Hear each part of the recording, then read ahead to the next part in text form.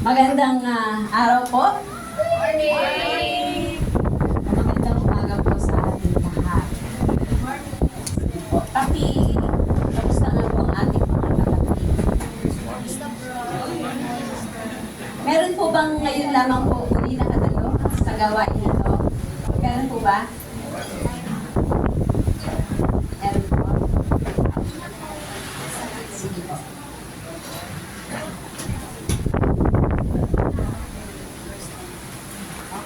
Ito, all settled. So, ngayong umaga po ito ay pag-uusapan po natin yung isang napakahalagang tema sa buhay Kristiyano. Ang living a renewed life. Ito po ay nakapaloob pa rin po sa ating tinatalakay para po sa buwan ng Mayo. Ang ating pong theme, renewal and revival. So, ang lahat po ay inaanyayahan kong tumayo at samahan niyo po akong basahin ang ating ayon po sa Book of Romans, chapter 12, verse 2. And be not conformed to this world, but be ye transformed by the renewing of your mind. Sa Tagalog po ang sabi, at huwag kayo magsiayon sa sanlibutan ito, kundi mag-iba kayo sa pamamagitan ng pagbabago ng inyong pag-iisip. So, lagi po pinagpapala ng Diyos ang pagkakabasa ng kanyang salita. Tayo po ay manalangin. Hallelujah. Purihin ka, O Diyos. Glory to you, O Lord God. Hallelujah. Lord, maraming salamat po sa umagang ito. Muli kami ay iyong sama-sama. Muli sama-sama kami nahaharap sa iyo. Mag-aaral po ng iyong mga salita. Maraming salamat po sa buhay at kalakasan at sa iyong presensya, Panginoon. Dalangin ko po, Banal na Espiritu, samahan mo po kami. Una po ang iyong lingkod. Samahan mo po ako upang maihatid ko po ang mensahe na nais mong iparating sa iyo. Nawa po, Panginoon, ay hindi ang aking kahinaan ang kanilang makita. Tago mo po ako sa iyo. Liburan ng Diyos. Maraming salamat po, Panginoon. Dalangin ko rin po, Banal na Espiritu, samahan mo po ang bawat isa sa aking buksan mo po ang puso at isipan nila, Panginoon, upang maging pagpapala ang bawat marinig. Maraming salamat po, O Diyos. Ayun pa lamang po ay pinagpapasalamat ko na at talumpay na nawa. Purihin ka. In Jesus' mighty name. Amen. Sige po, makakaupo na po ako.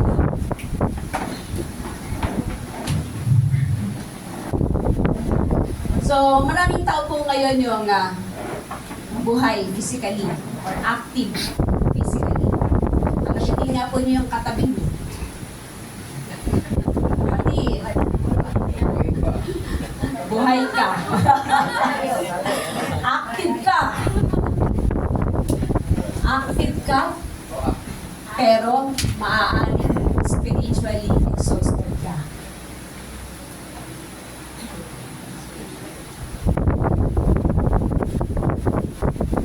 Busy ka, pero empty ka. Parang busy-busyhan lang, pero hukag naman pala.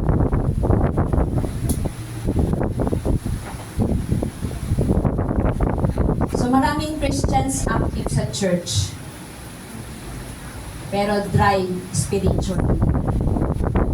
Pag sinabi po bang dry spiritually, ano nga po ba yung ibig sabihin?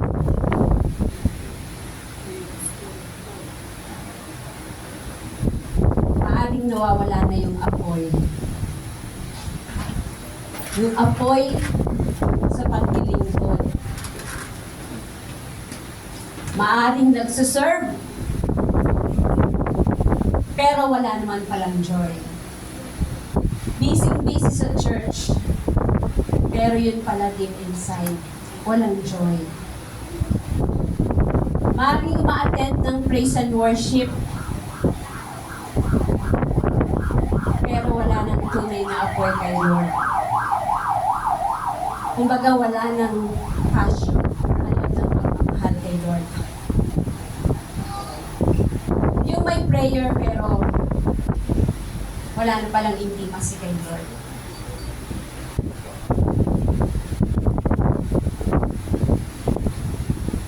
Pakaisipin po natin. aminin po natin sa ating sarili na may pagkakataon na naranasan natin ganito. Kahit nasabihin pa na matagal ka ng Kristiyano, ilang taon ka ng Kristiyano? 30 years? 40 years? 10 years? Kahit gaano katagal pa yan, dumarating po sa point na nagkakaroon ng spiritual dryness. Nagkakaroon ng discouragement. Pinanghihinaan ng loob. Nawawala yung passion o yung alam pag-ibig sa Diyos. O pagiging routine na lang yung prayer. Pagiging routine na lang pati ang worship. Routine na lang yung prayer kasi hindi ako pwede kumain na hindi ako mag-pray.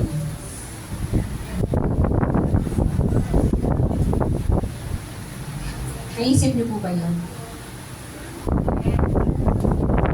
Pero ang magandang balita, ang Diyos natin ay Diyos ng renewal and revival. Amen? Amen! At hindi pa tapos si Lord sa buhay natin. Hindi pa tapos si Lord sa buhay mo, kapatid.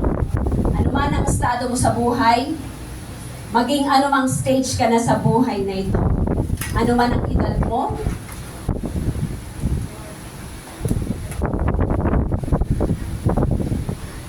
sabi ko, puti man ang buhok, o lumaki man ako, o lumiit ako, ano man ang mangyari sa buhay ko, hindi pa tapos si Lord sa akin. Gaano man katagal na akong Kristiyano. Ikaw, kapatid, gaano ka man katagal ng Kristiyano, hindi pa tapos si Lord sa buhay mo. Amen. Hallelujah. So, hindi hadlang yung failures mo. Marami po tayong pinagdadaanan. Hindi lahat successful. Hindi sa lahat ng pagkakataon successful tayo. Marami po tayong failures. Sigurado ako. Kahit gaano karami man yan, hindi hadlang yung kahinaan mo. Kayang buhayin ng Diyos ang apoy sa puso mo. Muli kanyang bubuhayin, ang pusong nanlalamig ay bubuhayin niya. Kaya niyang palakasin ang nanghihina at kaya niyang ibalik ang unang pag-ibig natin sa Kanya. Hallelujah! Amen! Alam niyo po ang revival, narinig ko na pag-ibig ito ni Pastor nung nakaraang linggo. Ang revival hindi lang nangyayari sa church event o sa conference o sa mga krusada. So, hindi po kailangang magsimula ito sa napakagandang stage, napakaraming ilaw na stage. Hindi po ganun. Hindi kailangang may magandang music o may malakas na sound system o yung mga high-end na sound system para magkaroon ng revival. So, ang revival hindi magsisimula sa napakaraming crowd. Ang tunay na revival ay nagsusisimula sa puso willing magpa-renew kay Lord. Amen. Kapatid, willing ka bang magpa-renew kay Lord? Amen. Kapatid, willing ka bang magpa-renew kay Lord? Amen. Amen. Hallelujah. So, pag-usapan po natin, ano nga po ba yung living a renewed life? Una po, renewal starts with repentance. Ang sabi nga po sa Book of Psalm, chapter 51, verse 10, Create in me a clean heart, O God, and renew a right spirit with me. So, ang Psalm 51 po ay panalangin ni David matapos siyang magkasala sa Diyos. So, naalala niyo po yung kwento ni David? Later po, basahin niyo po sa 2 Samuel chapter 11. Yung kwento po ni David na kung saan siya nagkasala. Nagkasala po siya ng dahil kay Bathsheba. At siya po ay bumagsak spiritually. Pero sa kabila ng lahat, hindi siya lumayo sa Diyos. Hindi niya sinabi, ay Lord, okay lang ako. Okay lang ako kahit nagkasala ako. So hindi niya dinipensahan yung sarili niya. Sa halip, anong ginawa niya? Nagsisi siya. Umiyak siya sa presensya ng Diyos at nagsabi, Lord, renew a right spirit within me. Kung kaya nga po, yun ang sinasabi sa Psalm 51 verse 10. Ganito ang simula ng renewal sa ating buhay. So, wala po kasing renewal without repentance. So, bago magkaroon ng revival, kailangan po nang aminin natin tayo ay nanlamig. Kailangan lumapit muna tayo sa Diyos with humility.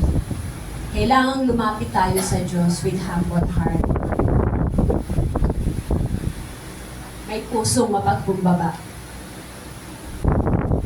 So, kailangan isurrender ang lahat. Kailangan basag ka before God o broken ka before God. Hindi darating ang revival sa pusong mapagmalaki. Hindi darating ang revival sa ma-pride.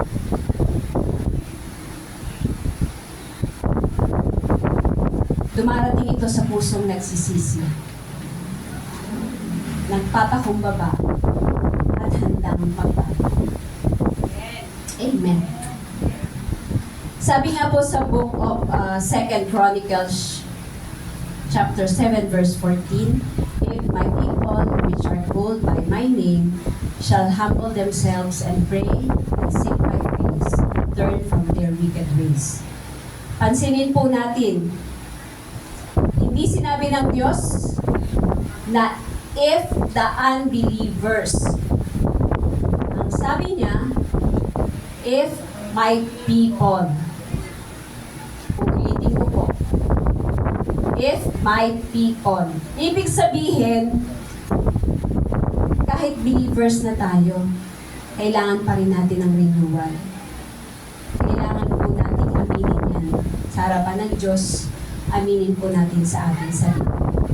Sabi nga po sa book of Acts, chapter 3, verse 19, repent therefore and be converted, that your sins may be blotted out, so that times of refreshing may come from the presence of the Lord.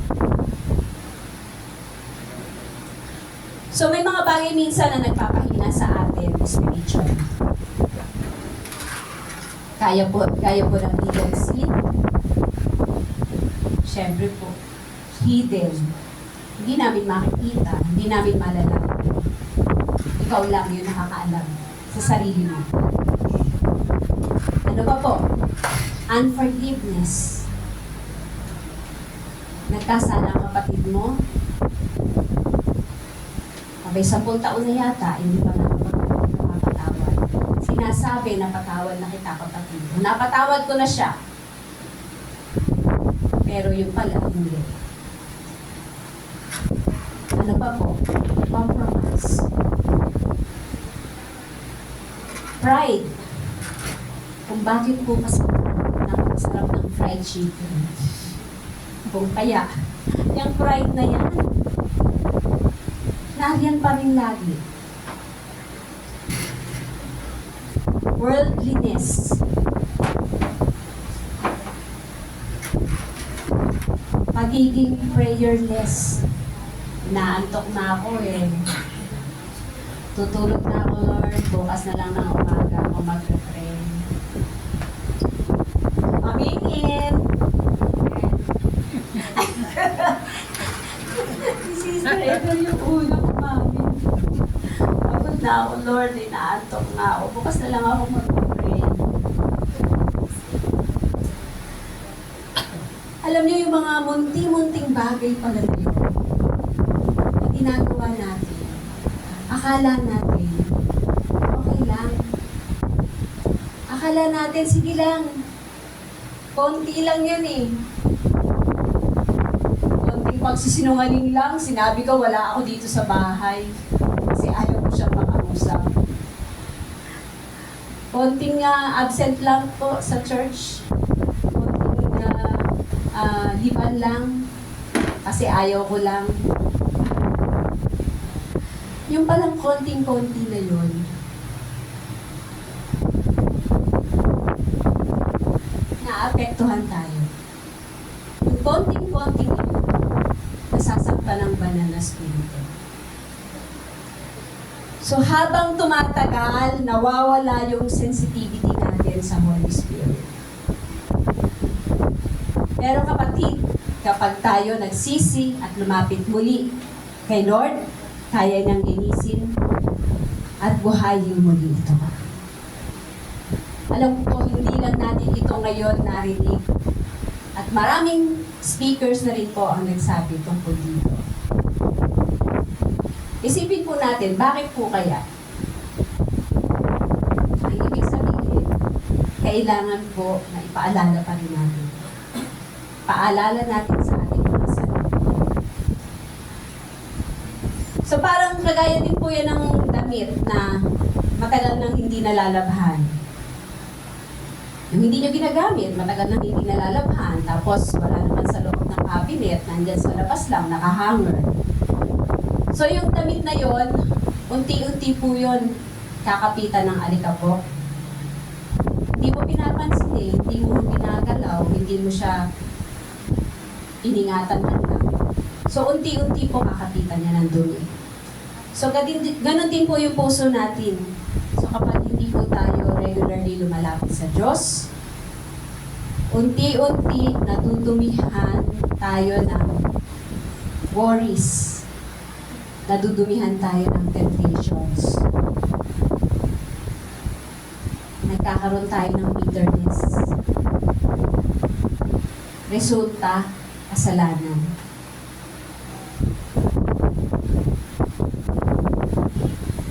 Unti-unti lang po yun, ha?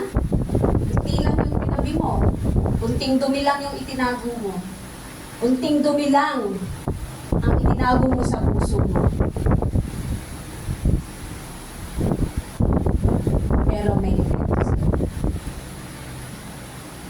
Pero salamat sa Diyos kasi may cleansing through repentance. Amen? Amen.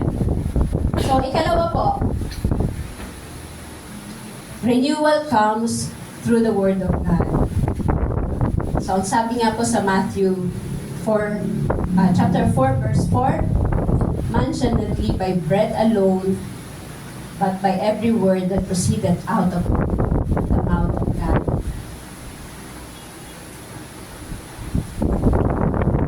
Hindi po sapat yung Sunday Christianity. Pag Sunday lang Kristiyano. Alam ko, wala naman kung ganun sa atin. Ano po? Lahat naman po tayo, araw-araw Kristiyano. Pero, maari, meron at merong Sunday Christianity. Sunday lang Kristiyano. Pagdating ng Lunes hanggang Sabado, kalimutan ko muna, hindi ako Kristiyano.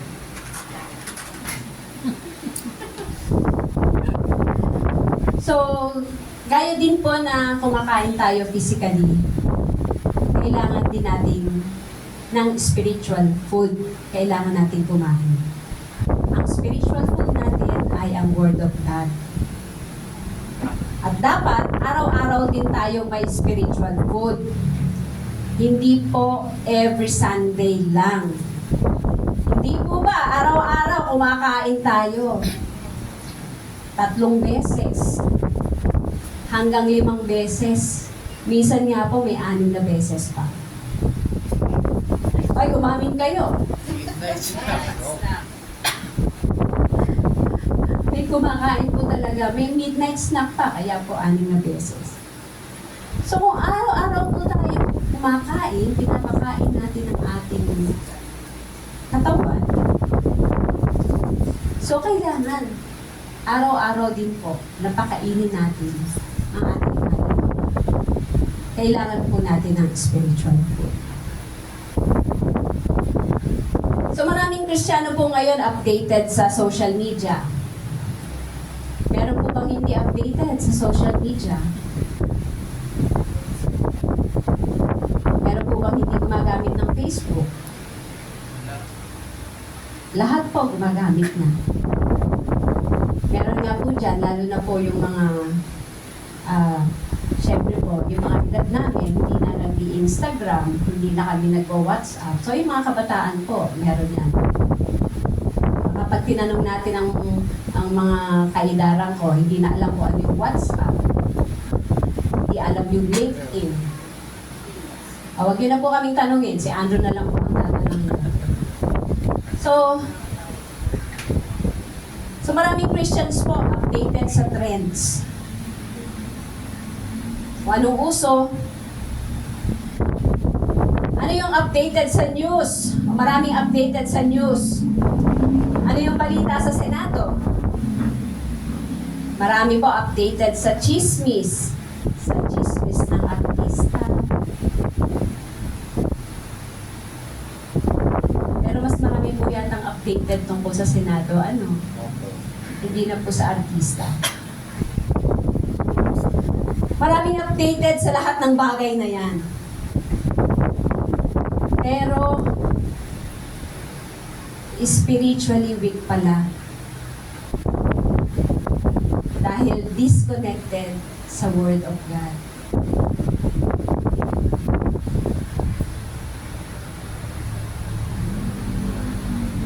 Ano kung hindi magkakaganoon? Okay po yan talaga. Okay po social media. Pag-gising po, hawak cellphone, mag-i-scroll. Ayun, updated ka na doon sa news. May Bible naman po sa ating cellphone. Alam ko meron niyang may mga apps na ngayon na i-alarm ka pag nilagay mo sa Bible, sa cellphone mo, yung apps ng Bible, meron siyang alarm. Meron akong nakitang ganun may prayer alarm siya. I-alarm ka niya, ibigay na sa'yo kung ano yung verse for the day. Okay lang po yun kung ginamit nyo rin yun. Okay lang yun na sige, gamitin mo yan para magbasa ka ng Word of God. Pero huwag mo kalilimutan, meron po tayong Bible. Lagi po sinasabi ni Pastora Ana yun. Naalala ko sa discipleship. Sa discipleship po, nire-require niya kami na, tayo mga nag-aaral sa discipleship. Nire-require niya na habang ongoing yung discipleship forum na yon, may hawak tayong Bible. Bakit po niya ginagawa yun? Para po, nire-revive niya sa atin, binabalik niya sa atin yung gaya ng dating ginagawa na mag-highlight ka sa Bible. Diba, ganun po tayo nung araw nag-highlight sa Bible. Isa po yun sa paraan para yung eagerness mo na mag-check sa Bible. So, isang paraan po yun. Dahil through the Bible, ay makakatanggap po tayo ng mensahe ng Panginoon. So, kung gusto natin ng renewed life, kailangan araw-araw tayo napupuno ng salita ng Diyos. Kasi po, the Word of God corrects us. The Word of God strengthens us. The Word of God cleanses us. And the Word of God revives us. Amen? Sabi nga po sa Book of Psalm, chapter 119, verse 50, Thy Word had quickened me. Ang ibig sabihin po ng quicken, ay revived or made alive. I-revive, binigyang buhay muli. The Word of God revives us. Kapag ang isip natin puno ng negativity, puno ng fear, puno ng worldly influence, puno puno ng toxic entertainment or distractions. Unti-unti, kapatid, nawawala ang spiritual fire. Pero kapag pinuno natin ang puso at isip ng salita ng Diyos, lumalakas ang faith, bumabalik ang peace, nagkakaroon ng direksyon, at nagkakaroon ng renewal sa ating spirito at sa ating isipan. Balikan po natin ang ating skripto sa Romans chapter 12, verse 2. Be transformed by the renewing of your mind. So, transformation starts in the mind. Kung ano ang laging pumapasok sa isip mo, yun din ang huhubog sa buhay mo. Kung ano ang laging pumapasok sa isip mo, yun din ang mangyayari sa'yo. So, kung ang iniisip mo, negative, negative din ang mangyayari sa'yo. Kung ang iniisip mo, bakit ganito ang ginawa sa akin ng kapatid ko? Negative po yun.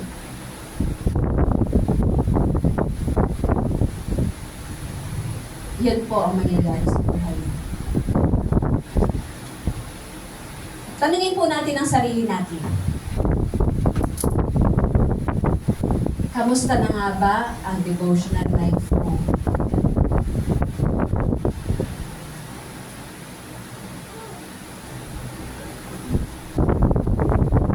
Kailan ka ba huling umiyak sa presence ni Lord habang nagbabasa ng Bible?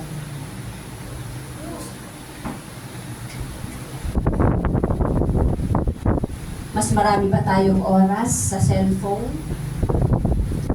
Mas marami ba tayong oras sa Netflix? O sa TV? Kaysa sa prayer? O sa Word of God?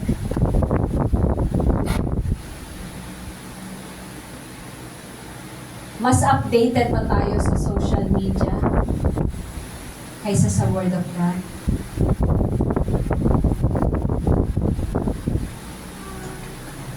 Mga kapatid, revival begins when people hunger again for God's Word. Amen?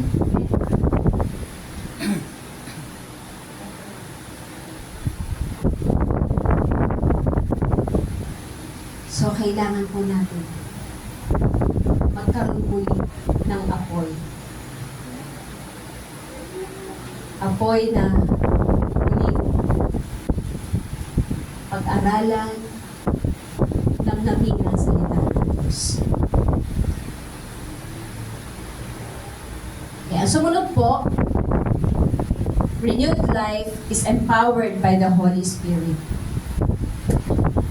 Sabi po sa Zechariah, chapter 4, verse 6, "Not by might nor by power, but by my Spirit, said the Lord of hosts." So, hindi natin kayang mabuhay bilang victorious Christians gamit lang yung sariling lakas natin. Hindi natin kayang mabuhay bilang victorious Christians gamit yung sariling pag-iisip natin. Sasabihin natin, pwede ako mabuhay bilang victorious Christian kasi matalino ako, section 1 ako, nung elementary hanggang high school.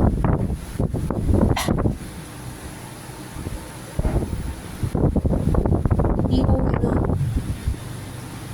Hindi natin kayang baguhin ang ating sarili gamit lang yung sarili natin lakas. Nag-gym ako eh. Sanay ako dyan. Ang totoo po, maraming tao yung pagod emotionally. Marami ang drained spiritually. Paulit-ulit bumabagsak. Emotionally exhausted. without dependence on the Holy Spirit. Ang Holy Spirit po ang nagbibigay ng bagong lakas. Ang nagbibigay sa atin ng strength. Ang Holy Spirit ang nagbibigay ng victory over sin. Ang Holy Spirit ang nagbibigay ng peace. Ang Holy Spirit ang nagpapanumbalik ng joy. Ang Holy Spirit ang nagpapasiklab muli ng passion kay Lord. Ang Holy Spirit ang nagpapanumbalik ng spiritual fire. Sabi po sa book of Isaiah, chapter 40, verse 31, "But they that wait upon the Lord shall renew their strength." Pansinin po natin, sabi po, hindi po sinabi dito na those who trust in themselves. Ang sabi, they that wait upon the Lord. So, ang renewal nangyayari sa mga taong marunong maghintay sa presensya ng Diyos.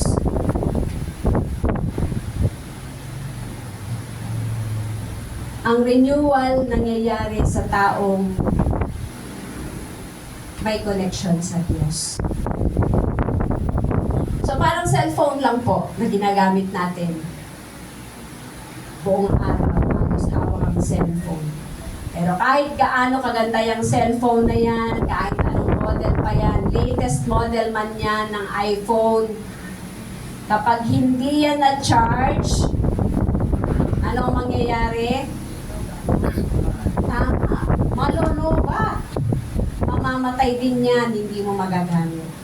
So, ganun din po tayo spiritual. So, kapag disconnected tayo sa presence ni Lord, malidrain tayo. Pero, kapag bumalik tayo sa prayer at presence ni Lord, garantisado, maririn niyo tayo.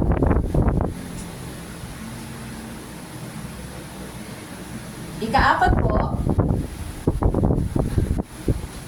a renewed life produces transformation.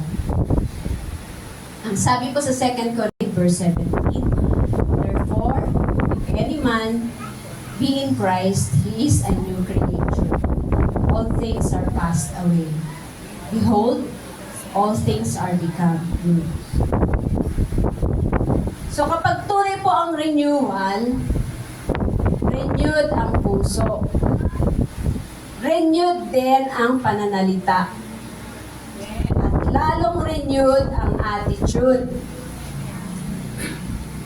Siyempre, renewed ang relationship. Renewed ang priorities. So in other words, may visible transformation. Ika nga, kitang-kita ang ebidensya. Di ba? Amen? Amen. Hindi naman po ibig sabihin perfect na tayo. Pero dapat may nakikitang pagbabago. Yung dating mainitin ng ulo, yung dating bitter, dating worldly, prayerless, o careless spiritually. Dahil kay Christ, may makikitang pagbabago. Amen? Meron po mga ilang signs ng renewed life. Una po, may bagong hunger kay God. So, may bagong pagkabuhaw sa Diyos at sa salita ng Diyos. So, hindi kailangang pinipilit sa prayer. Hindi kailangang pinipilit sa worship. Hindi, may kusa. Ikalawa po, the sign ng renewed life, may spirit of forgiveness. Kakikitaan ng pagiging mapagpatawad. So, unti-unti, nawawala ang bitterness. Ikatlo po, may burden or compassion for souls. So, So, nagkakaroon muli ng burden sa mga nawawalang kaluluwa. Parang may burden ka dun sa kapatid mo na hindi mo na nakikita o kapatira na hindi na dumadalo. May burden ka. May gagawin ka. At ikaapat po, may joy despite trials. May joy kahit na may problema. Hindi dahil kaya mo yung problema. Hindi dahil easy lang yung problema na yan. Kundi dahil buhay ang faith mo kay Lord. Amen? Hallelujah. So, ikalima po. Renewal leads to revival. Ang sabi nga po sa book of Psalm, chapter 85, verse 6, "Will thou not revive us again, that thy people may rejoice in thee?" Ang revival ng church hindi nagsisimula, ang revival ng church ay nagsisimula sa revival ng bawat individual. Ang revival ng church ay nagsisimula sa revival ng bawat individual. Kasi kapag renewed ang prayer life, kapag renewed ang worship, kapag renewed ang holiness, kapag renewed ang passion for souls, darating ang tunay na revival sa church.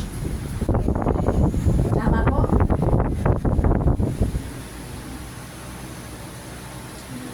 Ang revival hindi lang emotion, hindi lang excitement. Revival is transformed lives. Ang revival hindi lang palakasan ng sigaw. Hindi lang palakasan ng iyak. Ang revival hindi yung goosebumps. Ano yung goosebumps?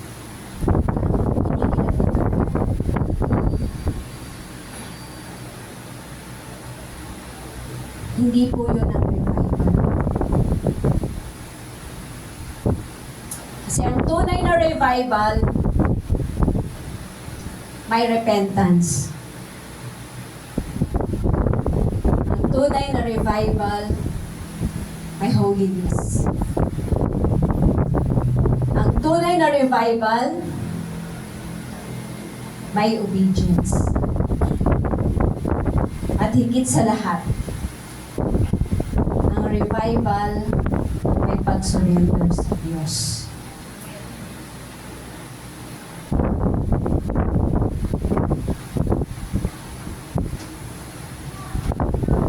Isipin po natin yung kung may isang tuyong lupa o tigang na lupa. Kasi matagal na walang ulan. So nagkabitak-bitak na po yung lupa. Halos wala nang buhay. Parang wala nang mabubuhay dun sa lupa na yun. Pero nang bumuhos ang ulan, unti-unti, nabasa ang lupa, nagkaroon ng buhay. Nagkakaroon muli ng halaman. So, nagkakaroon muli ng buhay.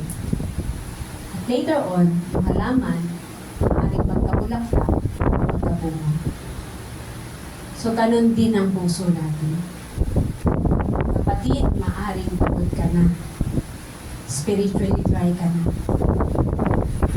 Maaaring sugatan ka. O nawalan ka na ng gana. Nawalan ng buhay. Pero kapag bumuhos muli ang presensya ng Diyos, may renewal at revival.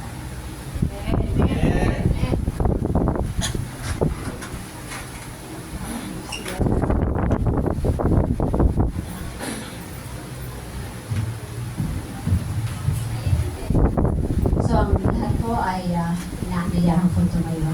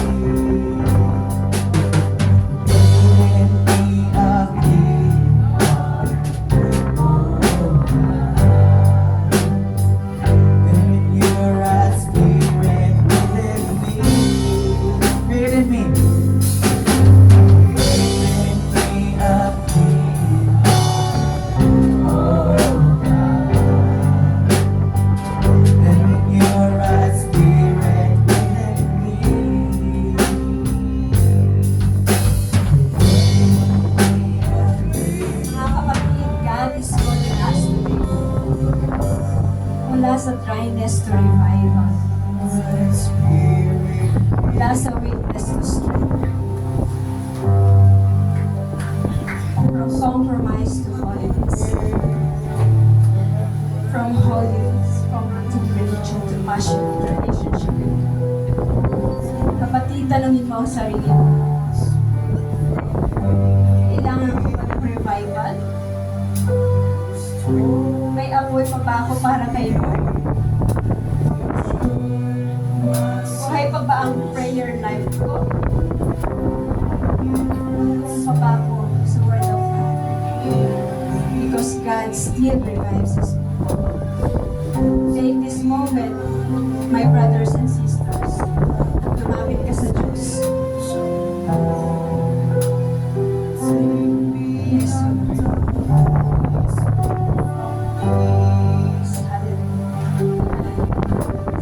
For unto me the joy of thy salvation, pure and spirit within me.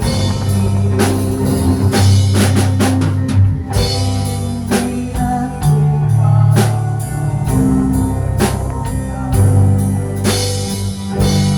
pure and spirit within me.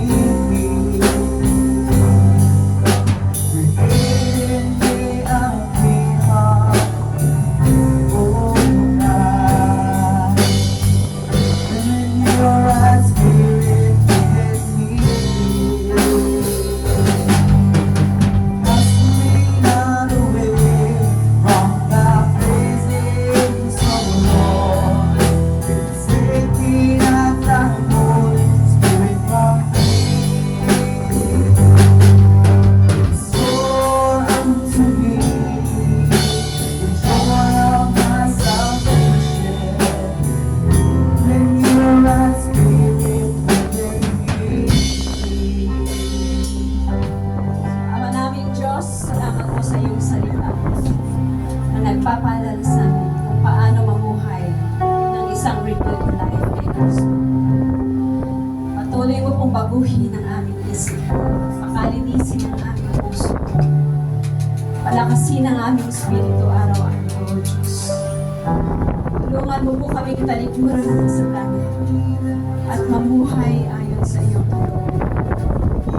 Turuan mo po kaming hanapin ka sa pamamagitan ng prayers, sa pamamagitan ng pagbabasa at pag-aaral ng iyong salita, at pagsunod sa gabay ng banal na Espiritu.